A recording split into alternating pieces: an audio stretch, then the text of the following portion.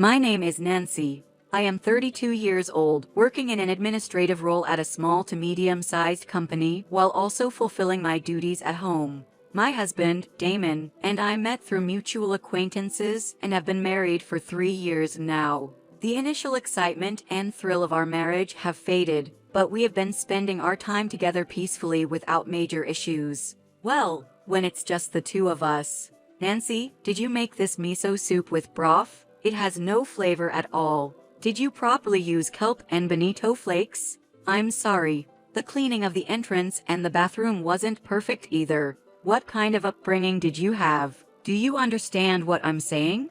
I understand. During the holidays in May, I was expected to accompany Damon to his parents' home, where I was made to do household chores by my mother-in-law Kathy. Every holiday, I'm taken to Damon's parents' house and made to do chores. Moreover, I'm constantly criticized and nitpicked about every little mistake. My father-in-law Mike and Damon are engrossed in newspapers or smartphones, ignoring Kathy's behavior. I'm sorry. My mother has always been talkative, but she seems very lively when you visit, so I think she might actually be happy. Damon tries to comfort me like this on our way home, but it feels off the mark. The reason Kathy becomes lively is probably because she can freely complain about me. However, seeing my friends around me also troubled by similar mother-in-law issues, I had convinced myself that this was normal.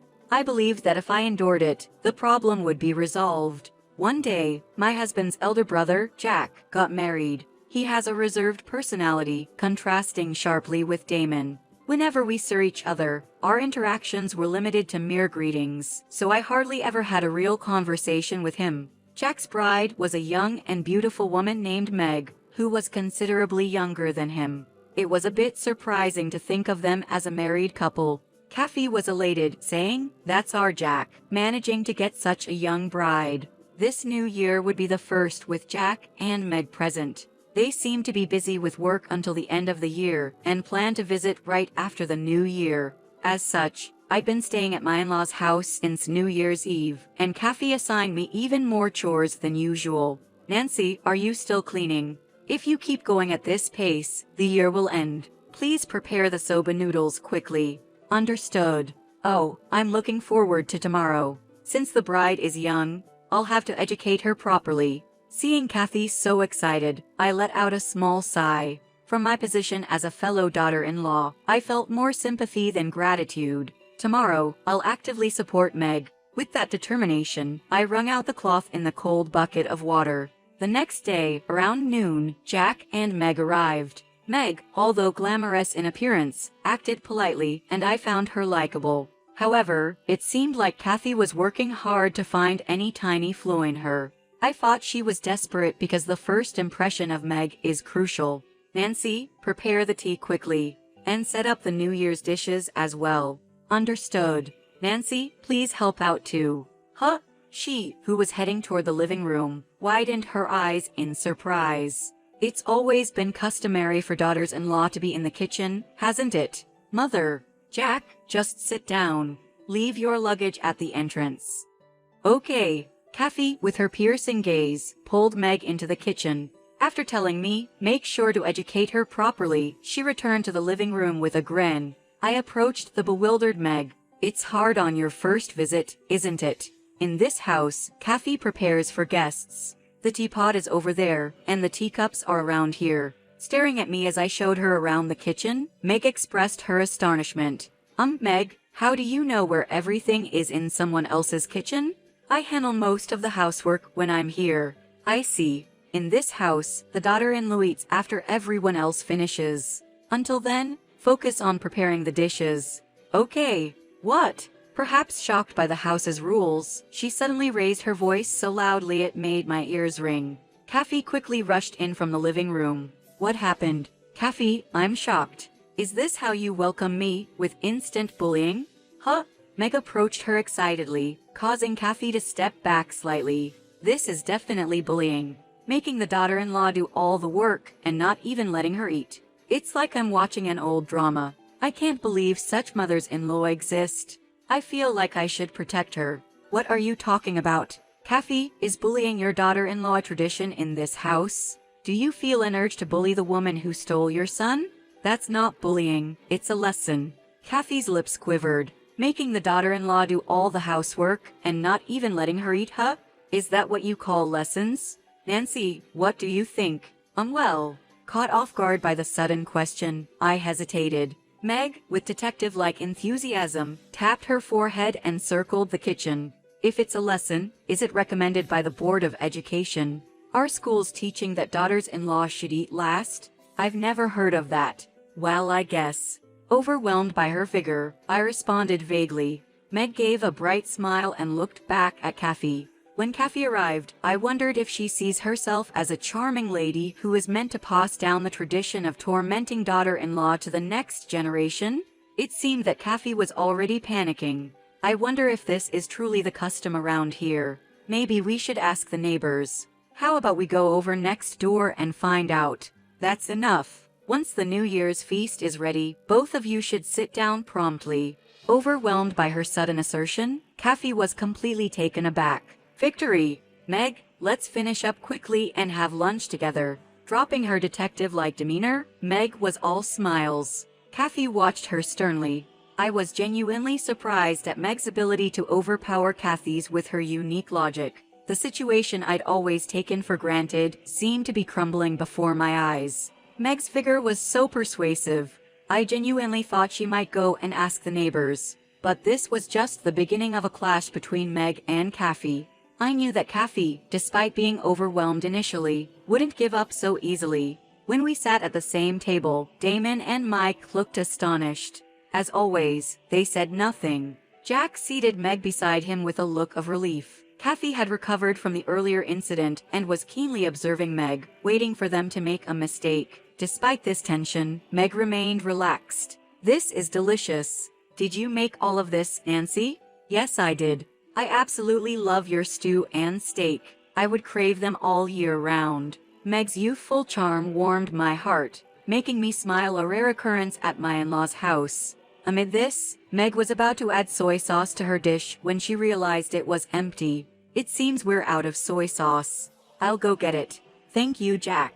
She thanked Jack with a smile. Seeing this, Kathy couldn't resist commenting.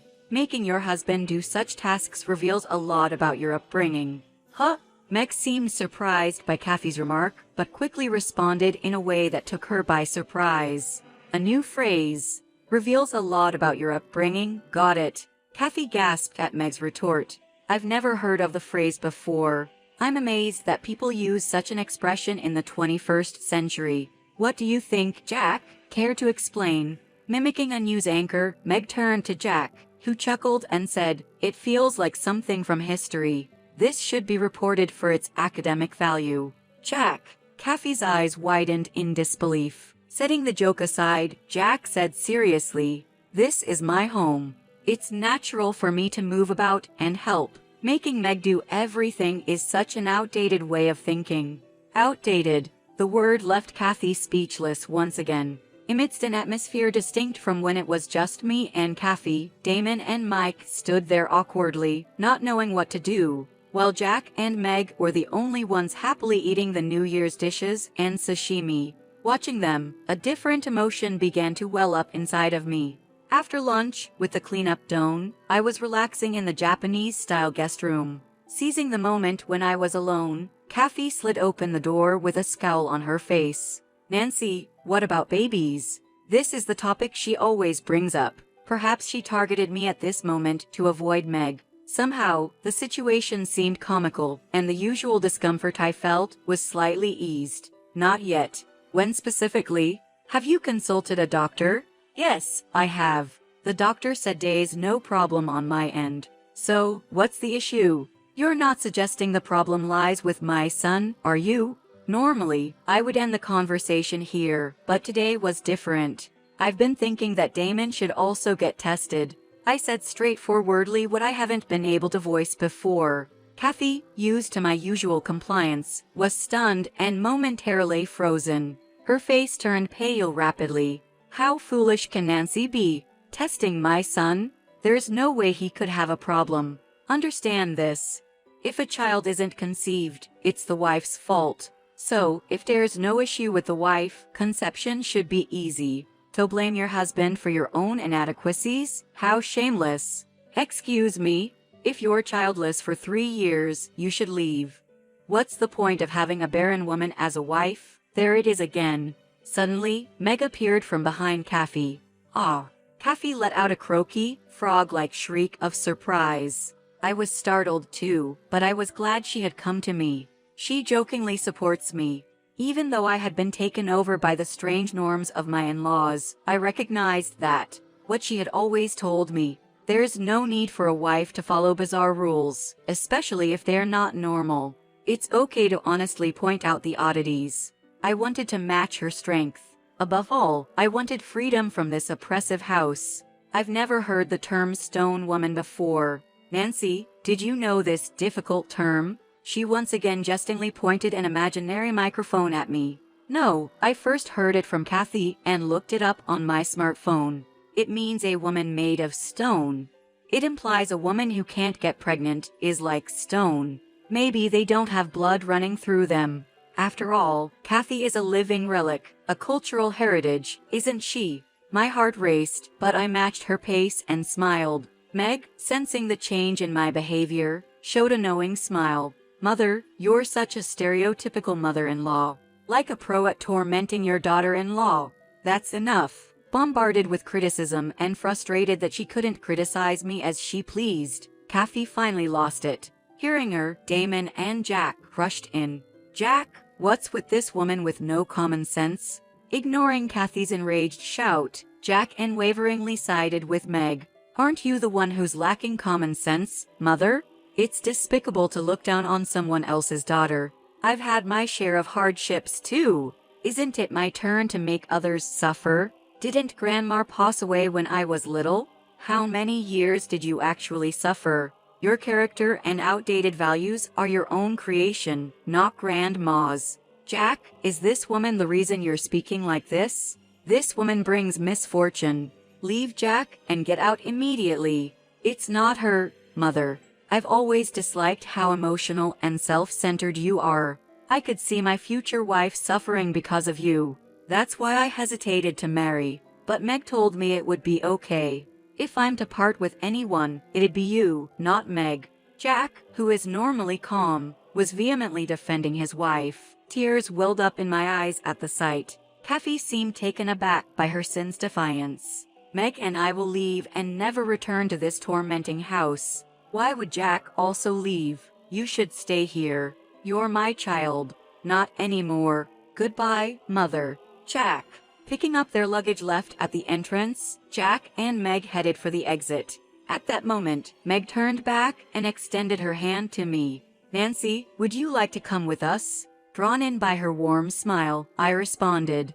Thank you, I will. Hey Nancy. My silent husband finally spoke up, but it didn't matter. Taking only the essentials, I left with Jack and Meg. They drove me away, and I left my in-laws' house behind. I'm sorry, Nancy, for speaking out of turn earlier. You must have thought it was strange, Meg said, sitting next to me in the back seat. It's okay. Thanks to you and Jack. I feel relieved, I replied with a smile. Meg's face, now free of the tension from earlier, looked peaceful. This must be her true self. She had probably been trying to support me all day. I'm sorry we couldn't intervene sooner. I've always been worried, but I wasn't sure if it was my place to interfere with Damon's marriage. Jack apologized, glancing at me through the rearview mirror as he drove. It's not your fault, I quickly reassured him. My brother, father, and I have been troubled by my mother's personality for a long time. It's strange to say, but we've gotten used to turning a blind eye to it. Maybe Damon felt a bit relieved when the focus shifted to you. Still, it's inexcusable that he didn't protect his own wife, he said, looking somewhat frustrated. Following that, Meg continued. As we discussed earlier, Jack wasn't keen on getting married, but I was determined to marry him. So I devised a plan to deliberately get on Kathy's bad side. Of course, if she treated me well, I wouldn't have done anything. It was evident that Jack and Meg respected and cared for each other deeply. This was the epitome of marital harmony. It cleared the lingering doubts in my heart. Thanks to both of you, I feel like I've come to understand who the real adversary is, I said. Nancy, Jack smiled, a mix of relief and a hint of sadness in his eyes. If it helps, I'll give you the audio recordings later. Not just from today, but Jack has secretly recorded all of the instances of harassment over the years. We kept them thinking they might be useful someday. We hoped we'd never have to use them, Meg added. Meg, Jack, we won't be visiting that toxic home again. But if you ever need anything, please reach out. We'll always support you, Meg said, squeezing her hands for emphasis. Their presence fortified my spirits. After they dropped me off, I decided to tidy up the room while waiting for Damon to return. Damon returned home the following day around noon. When he saw me, he looked relieved. I'm back. Last night was tough. Mom was really angry, he said. I see. But don't worry, I covered for you. I told her that Meg was just too hyper and you were surprised, so you left early. Please apologize to them the next time you see them, he continued, oblivious to the change in my mood. That woman, Meg was her name, right? Jack sure picked a strange one. Does she not have any common sense? I'm really glad I chose you. A wife's worth isn't just about age, you know. Haha. I realize now that choosing you was a huge mistake, I said coldly. Huh?